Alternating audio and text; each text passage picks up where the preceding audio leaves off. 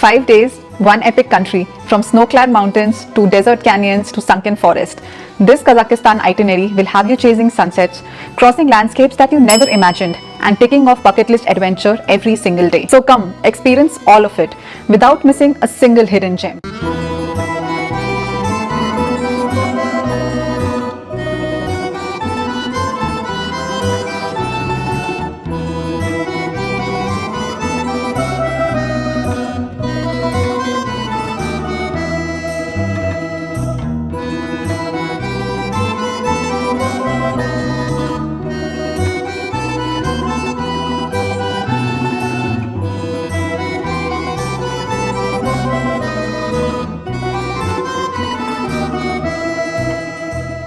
You can already find daily vlogs from our Kazakhstan trip and also a detailed trippy guides video in which I have shared with you all the information that you need to know for planning that epic trip to this country, be it budget details, currency, visa details, cool facts about Kazakhstan that you probably never knew, travel hacks, and so many more interesting information. I've got you all covered. But now let's step into Kazakhstan one day at a time. On day 1, you will be flying from your home country to the land of wanderers, Kazakhstan. Though the capital of this country is Astana, the city that you will most probably be flying into is Almaty, which is in the southern part of the country and the major tourist hub. From India, you have direct flights from both Mumbai and Delhi. In case if you are flying from Mumbai, then you have Air Astana direct flight.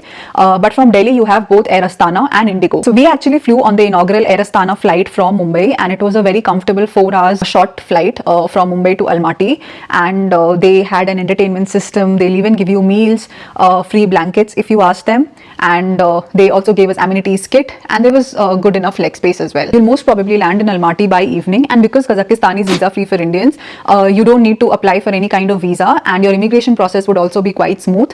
Just make sure that you're carrying proof of your return flight tickets and hotel booking just in case if they ask you.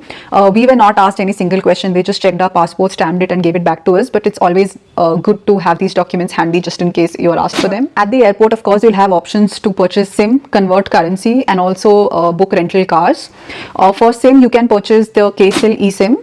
They have a very good coverage and a lot of different packages from which you can choose. In case if you want to convert currency, then I would recommend that you carry dollars, euro, or any other bigger currency. Don't carry Indian rupees for conversion, as you will get very bad conversion rate. So we had converted all our currency in India itself. So the currency of Kazakhstan is tenge, and as of August 2025, 1 Indian rupee is roughly equal to 6 tenge. So it's one of the few countries where the Indian currency is stronger. You can also book a rental car if you want to drive around and explore this beautiful country. But do note that you would need an IDP or an international driving permit. Even if your driving license is in English, an IDP is a mandatory requirement. In Kazakhstan, you drive on the right hand side of the road, which is opposite of the way we drive in India. Another interesting thing that I saw here is that in most cars, the steering wheel was on the left hand side. In some cars, and in fact in the car that we were driving around, the steering wheel was on the right hand side. And I haven't seen this happening anywhere where the steering wheel is on both the sides of the car depending on the make and the model of the car. So it was quite interesting for me. Also, if you want to know more about renting and driving a car in any international location, then I have created 2 detailed travel guides on car booking experience and car driving experience. So do check those videos out as well. I'll put the link in the description box below. You can also book a taxi to reach your hotel from the airport. Just make sure that you download the Yandex app, which is similar to the Uber that we have in India.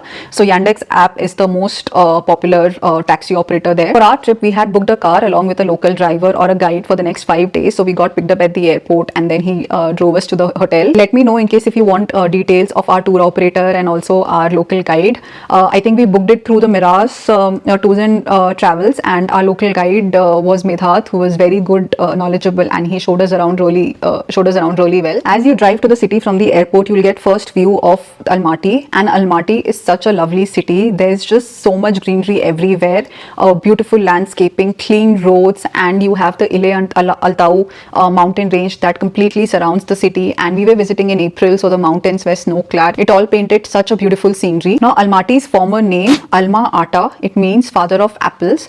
And if you visit during the harvest season of like September to October, then you'll find that all the trees in the city are loaded with apples. In fact, Almaty was the capital of Kazakhstan from 1991 to 1997. So 1991 is when the USSR split and Kazakhstan became an independent nation after separating from USSR. And according to our guide Medhat, given the close proximity of Almaty to China, so China's border is just like 4 hours away from Almaty. The capital was eventually shifted to Astana in the northern part of the country. Now, when you're booking a hotel, make sure that you book a place within the city center so that it's easy for you to move around. Our stay was at the Novotel city center. That's where we stayed for all 5 days, and the location was really great. So you can check into your hotel and rest for some time, and then you can head to the first sightseeing attraction of your trip, which is the Koktobay hilltop. In fact, Novotel was right adjacent to this place, so we just came out of the hotel and we already were at the base station. So there's a cable car that you need to take to go all the way up to the Koktobay hilltop. You can purchase tickets either online or from the base station for around 4,800 tenge per person round trip. But I would advise that try and book the tickets online. Sometimes you might find a good discount, and also you won't have to stand in queue. The cable car ride is a short 5 to 7 minutes one-way journey, and as you climb up, you get a nice view of Almaty city, the roads, the highways, the abundant greenery in the city, and of course the surrounding mountain ranges. As you reach the top, you'll see that there are a lot of fun activities that you can indulge in, like the Ferris wheel, mountain climbing, dashing car, arcade games. Of course, you have to pay separately for each of these activities, so you can just walk around and explore the area. They also have a mini zoo in there that you'll find interesting, and there are some cafes and restaurants. In case if you have kids with you, then they'll enjoy this place a lot because of the games and the zoo. For us, we mainly like the panoramic view of Almaty city, especially during the sunset. And do make sure that irrespective of the season that you're going in, carry a light jacket with you, as it can get windy and cold at the top. Our trip started on 20th April, and the average temperature in the city was around 20 to 22 degrees Celsius. And whenever we went to any high altitude areas, then the temperature would drop and we would need a jacket. So just make sure that you're always carrying a jacket. You can spend an hour or two just walking around the place, watch a beautiful sunset, and then take the cable car to come back to the base station. Now, the cable cars are mostly functional till late in the night, but just make sure that you confirm the timings depending on the season that you're visiting. You can then head to Fiesta by Spice Mantra, which is an Indian restaurant serving some delicious food and also a lot of vegetarian options. We had some amazing stuffed aloo parathas and chicken curry, and they were so generous with the stuffing of the aloo paratha, and I think we ended up paying like 2,700 rupees for 4 people, which was very reasonable for the quantity and the quality of food that we had over here. For day 2, you can visit the Shymbulak ski resort, which is just 30 minutes away from the city and also one of the most visited attractions of this country. You can either take your car to reach Shymbulak, or in case if you want to use public transport for this day, then bus number 12 from the city center will take you to the base station. Now, at the base station, you have the Megdao skating rink. I'm not sure if I'm pronouncing it right, but it's the largest skating rink in Central Asia. And on the top, you have the Shymbulak ski resort. And there's a series of 3 cable cars or gondola that connects Megdao to Shymbulak, and the total distance is around 5 kilometers. Make sure that you're wearing jacket and beanie because you're going to be gaining elevation and playing around with lots of snow today. We visited in April and we did not require snow boots. Our normal sports shoes was comfortable enough to walk around in the snow. It will cost you 5,200 tenge per person round trip for the 3-phase gondola ride, or without discount it's around 6,000 tenge per person, and again you can either purchase it online or from the base station itself. The base station is at 5,000 feet, and here you'll find the ticket counter, a lot of restaurants, cafes, and also there'll be a lot of photographers who will be clicking your pictures as you walk around. So they'll click your candid pictures and then they'll show it to you. You can purchase the pictures from them if you want, but make sure that you negotiate the price. There's a lot of scope for negotiation here. From base, you will take the closed gondola to reach phase 1, which is at 7,500 feet. The journey is around 15 minutes, and as you reach phase 1, you will see that there's some snow over here, and there are a lot of cafes and restaurants as well. And here you will find photographers who are taking drone shots of the area. So in case if you want, you can get a drone shot of yourself, a drone video of yourself with the surrounding area. I think we paid like 10,000 tenge for one video, and he captured the entire scenery really well. You can also get yourself clicked holding the giant golden eagle on your hand. Again, this is a chargeable activity, but make sure that you try and negotiate. From here, you have 2 options to go to phase 2. You can either go on the closed gondola again, or you can also opt for an open chair car for a more exciting experience. We chose the open chair car, and the journey to the phase 2 was absolutely breathtaking as we rode over a blanket of untouched snow, and there was like pin drop silence. It was so peaceful and so picturesque. Do note that if you have mobility issues, then it's best that you stick to the closed gondola, because in the open chair car, you have to be very quick in sitting and like getting yourself locked in and secured. So you could get a little uncomfortable in case if you have mobility issues. The chair car is also a little slow compared to the gondola, so it took us like 20 minutes to reach phase 2. But there'll be a lot of like ample opportunities to get some cool pictures in the open chair car with the background of the white snow. Also, you'll feel the dip in the temperature as you gain elevation elevation to reach phase 2. The place where the open chair car drops you at phase 2 is around 300 meters away from the place where the gondola will drop you, and you will have to walk because the open chair car stops at phase 2. It doesn't go to phase 3. So once you arrive at phase 2, then you walk the 300 meters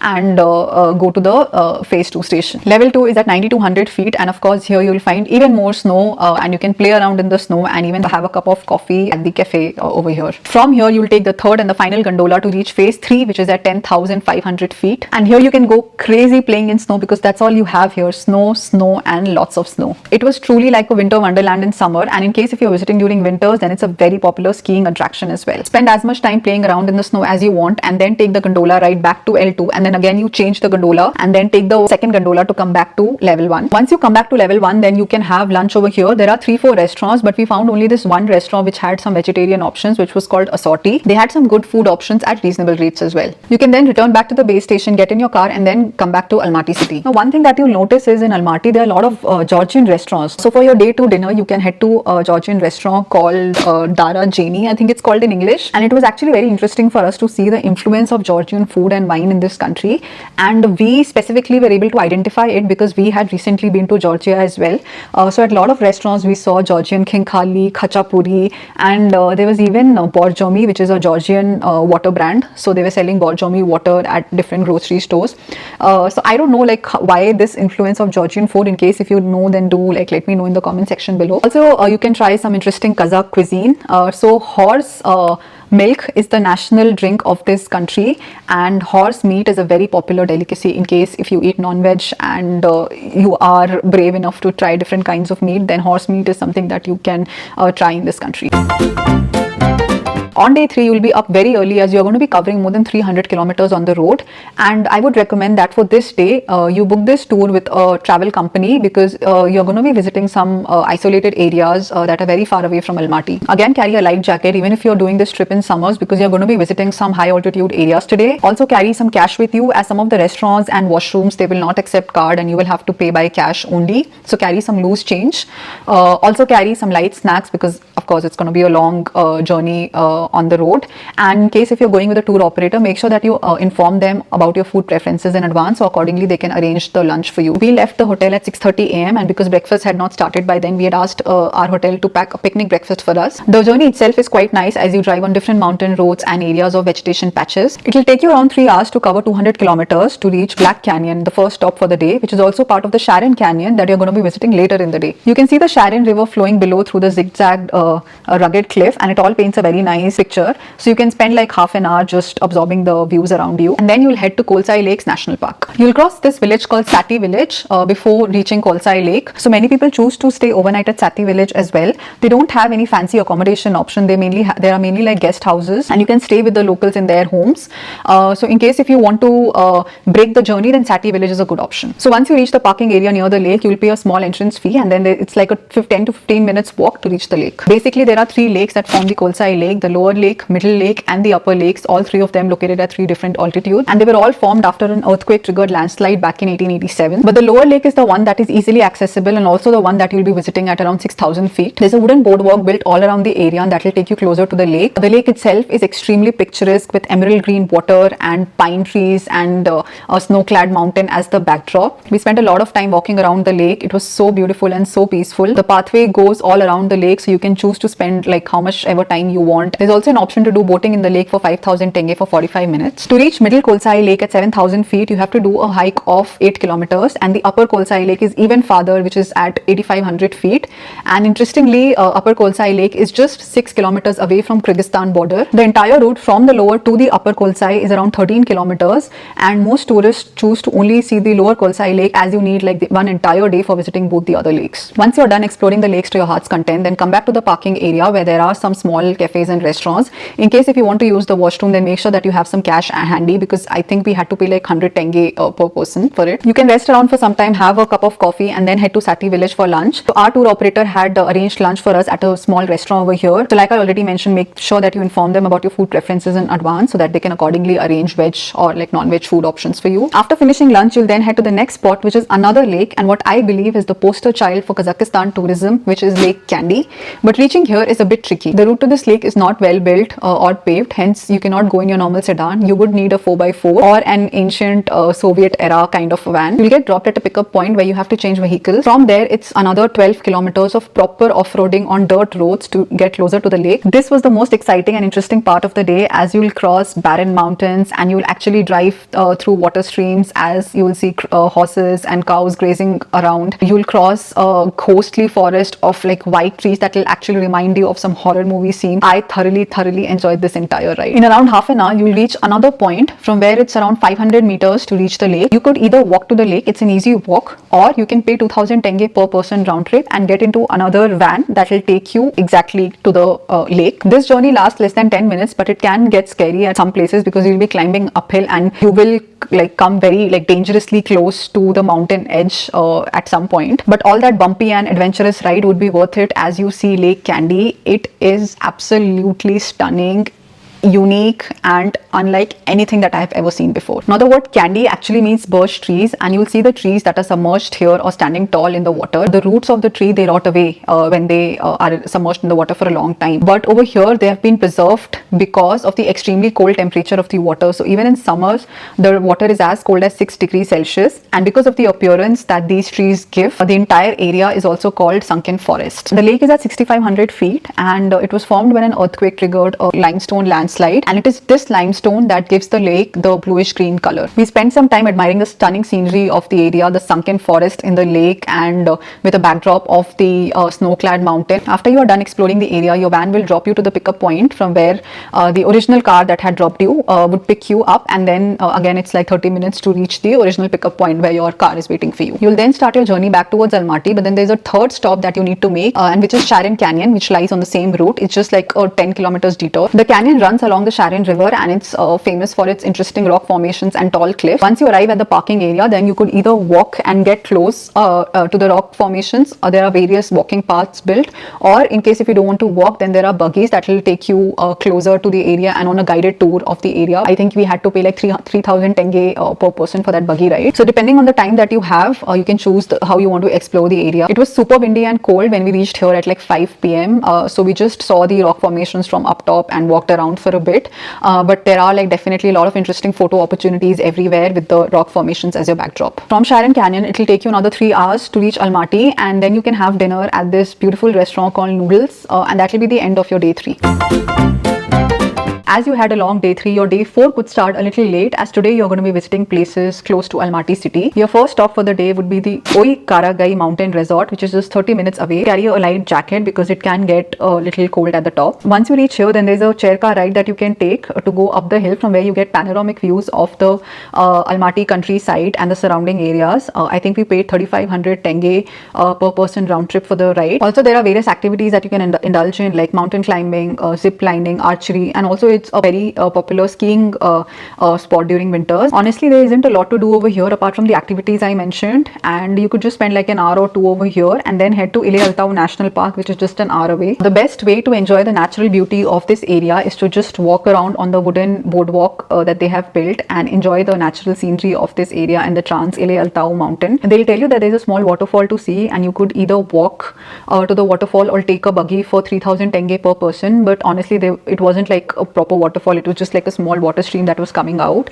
and please do not pay 3000 tenge for that. It's a very easy 10 minutes walk. You can see our vlog from this day to see how beautiful the views were, especially because it had just rained when we arrived, and after an hour the weather cleared and it just like painted a very beautiful scenery. You can also take a guided tour of the area if the weather permits, to get a feel of the flora and fauna of the surrounding areas. There's also a small cafe where you can enjoy some good food and a cup of coffee with a view of the mountains, and I especially loved the cozy little library that they had built. You can spend the rest of the day here and head back to Almaty, just walk around in the city and find a restaurant or cafe of your choice, because each cafe looks so inviting because they're all so beautifully decorated and well lit. So just take a pick and enjoy a meal and end your day 4. Your last day in Kazakhstan is going to be all about Almaty sightseeing. You can start your day by visiting the 28 Pafilov Park, which is basically a memorial site built in remembrance of the 28 soldiers who died protecting Moscow in World War II. and there's an eternal flame that you will see burning here. We also were lucky because we got to see the local army of the country practicing here for their upcoming Victory Day. Just behind the memorial, you can walk around a park with beautiful landscaping and rows of beautiful flowers. Then visit Zenkov Cathedral, which is again right behind the memorial, which is a Russian Orthodox church built entirely of wood and without any nails, and it has survived many earthquakes. So Almaty is an earthquake prone city, but this church has like survived many of those earthquakes. The interior of the church is beautiful. Near to this park is the Rakhat chocolate factory. Now you can't actually visit the chocolate factory, but there's a store here which has loads and loads of local Kazakh candies and chocolates, and it's the best place for you to pick Kazakh chocolates for your friends and family and also for yourself at very reasonable rate. You can also visit the green market, but only if you're interested in buying dry fruits, local vegetables and meat products. Next, head to First President Park, which was named of course after the first president of this country who served this nation from 1991 for 25 years till like 2016. There's a huge park here, and oh my god, it was so beautiful. Like 53 hectares of lush greenery, fountains, amazing landscaping, and locals love visiting this park for jogging, like, or just walking around or having a picnic on weekends. Like, of course, who wouldn't? It was such a beautiful and peaceful park. The end of your trip should be all about shopping. Now I know that for Indians, Thailand is the go-to international destination for shopping, but we were pleasantly surprised to see that Kazakhstan has some really good brands selling apparels, footwear, winter clothes especially, at very reasonable rates and with excellent quality. So during our trip, we visited two malls, the Dostik Plaza and the Mega Mall, and we shopped a lot.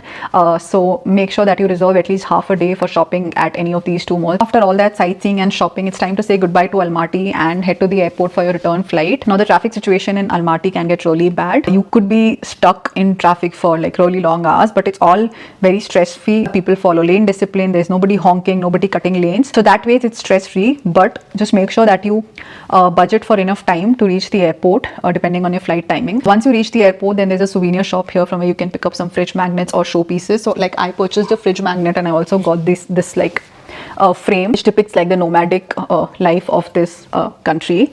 And you can also purchase Kazakh cognac, which is a very famous alcoholic drink of this country, as a souvenir for your friends and family back home. So now you will take a return flight back to your home country. We flew Air Astana again, direct flight to Mumbai, and yeah, this will be the end of your 5 days trip to the land of wondrous Kazakhstan. So I hope you found this day-by-day itinerary guide helpful, and if you want, you can steal my itinerary and follow this plan to the T and enjoy your 5 days in Kazakhstan.